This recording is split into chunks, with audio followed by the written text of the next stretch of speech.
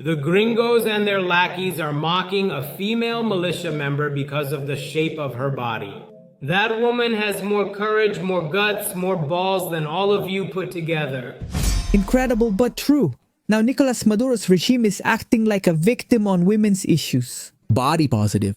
Look, they honor and decorate the female militia members who were mocked on social media by Donald Trump and Venezuelan opposition journalists. Simply ridiculous. Pay attention. How did they make fun of her? I had never seen in my life a president make fun of women. That's the first time in history. And why is that? Because they think they're the owners of the world and they don't respect anyone. Supremacism at its highest level. They don't respect anyone. I say to that president, he was born from a woman. He has a wife and he has daughters. So Venezuelan women deserve respect. What? He acts badly in life, he pays for it. And that's why Nicolás Maduro will end up 6 feet under or in prison. Because of that, because he has acted badly and has impoverished the Venezuelan people with his narco regime, his narco tyranny.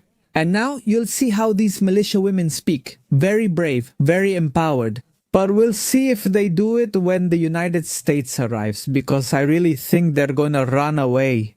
But please, first let's see what Vladimir Padrino Lopez said, a narco criminal with a $15 million reward on his head. One, a mockery. Mockery is an act of little human value. Mockery is less regard for your neighbor. It's supremacism. Mockery is racism. When someone mocks someone, some human being who breathes, who is flesh and blood, this can't be called anything else but supremacism. Well, they see the rest of the world as if we were slaves, as if we were savages. They see the rest of the world in a very small way. Well, of course, they have imperial hegemony and all their technology and military equipment to intimidate and frighten the peoples of the world. Here in the Caribbean, they have taken on the task of executing fishermen to men and women, whether they were or not, committing crimes or not. They were executed instead of being brought to trial as required by international law. Did you notice something? Like I always say, the devil is in the details. Vladimir Padrino Lopez started talking about the supposed boatmen, the supposed fishermen who were bombed by the United States. If you're smart, and I know you are, you may have noticed that Vladimir Padrino Lopez left open the possibility that they may have committed illegal acts.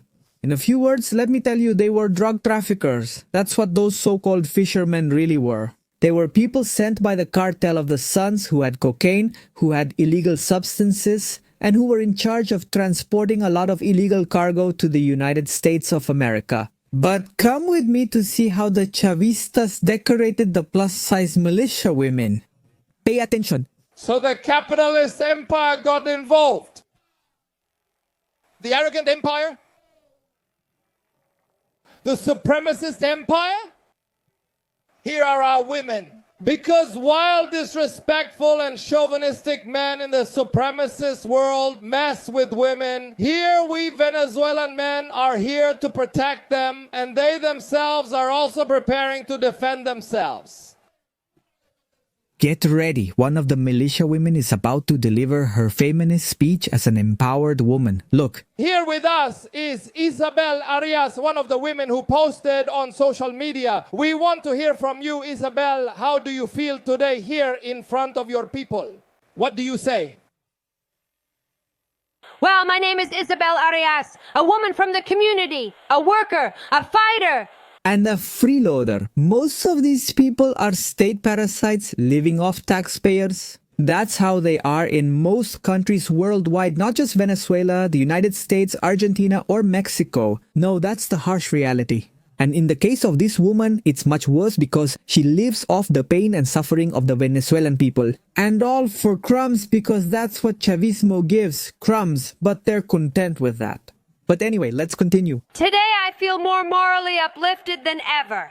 The dignity of Venezuelan women, nothing and no one will trample on it. If I must pick up a rifle 20,000 times to defend Venezuela's peace, I'll do it every time. Isabel Arias to keep picking up the rifle and defend the peace of Venezuela. Because Venezuelan women deserve respect. And that's why we're here. Strong warrior and fighting women who will give everything for our families, for our children, for our homeland, and for the peace of Venezuela. A round of applause, Isabel. It's incredible. That woman is willing to give her life for drug trafficking. Well, for organized crime, for criminals, for tyrants, to each their own. But I find that empowered woman speech funny. The brave woman, the indestructible woman, when they're like this, I mean, they can't even handle a rifle. And then they come and tell me they're women who can handle anything. And that the United States is going to tremble. Please, Trump is dying of laughter. That's what's happening. He's laughing out loud at these women. It's unbelievable. Now I ask myself, what's the decoration? What's the award? Why are they being rewarded? It's simply to play the victim against the United States. They're looking for any excuse, any justification to play the victim and say that the United States is attacking them. Because honestly, I don't understand what those women gained. The McDonald's cup, maybe, or the Burger King cup, probably.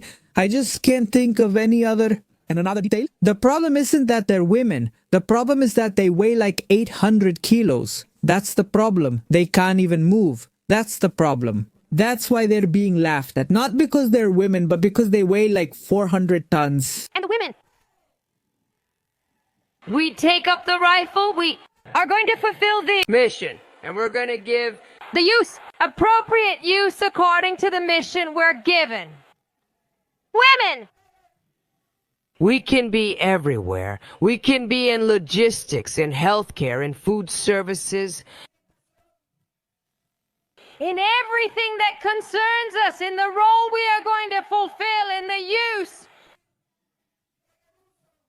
that we will give to the weapons if necessary. But women are involved in everything. And with that love of Venezuelan women, with that love for the homeland, here we will fight if they dare. They talk to you about the power of women and they show you an old lady, a grandmother. Incredible. Let's see. For example, here on this channel, we've also talked about the topic of old people, of grandparents. But anyway, look, right here, they tell us to pay attention. With the following, Maduro's militias are turning girls and elderly people into human shields. That's what's happening. Nicolás Maduro is running out of options and he knows it. Amid rising internal and external pressure, the Venezuelan tyrant has resorted to one of the vilest modern political tactics, hiding behind his people. Across Venezuela, his armed militias parade as national defenders, but if we look more closely at the photographs, we don't see disciplined soldiers trained for combat. You see young girls holding rifles, older men struggling under the weight of the weapons, and women taken from everyday life and forced to wear uniforms. These are not warriors, they are human shields. Maduro is not building an army, he is creating cannon fodder. He knows they are not prepared for a real war. Very true. Even though they say and compare themselves to Vietnam, they are not Vietnam. They are not. I'm telling you directly. Vietnam, they are ancestral warriors. I mean, they were prepared for war. They had fought over and over again. That's the difference. It was an entire people prepared for combat, for war. This has nothing to do with Vietnam. It's not even remotely comparable. But anyway, they're telling us right here. He knows they'll be the first to fall if violence erupts, but still brings it out, betting the world will hesitate to act. When the front lines are filled with ordinary Venezuelans instead of professional fighters, this isn't patriotism, it's cowardice disguised as resistance. I totally agree. He uses them as human shields. To play the victim. In case a war obviously escalates, he will put them on the front lines. Yes, he will send them out so that they are the first to fall, and that way he can say, look, the United States is killing civilians. That's what Nicolás Maduro is looking for, to use those people as a shield. But anyway, here they fight against us. He's a dictator who sacrifices his own people, the young, the weak, the vulnerable, to protect his palace and his grip on power. The images should haunt us. Civilians with no right to own weapons turned into accessories for Nicolás Maduro's survival. The world must call this by its name, the exploitation of human life, a cynical use of human shields by a regime desperate to cling to control.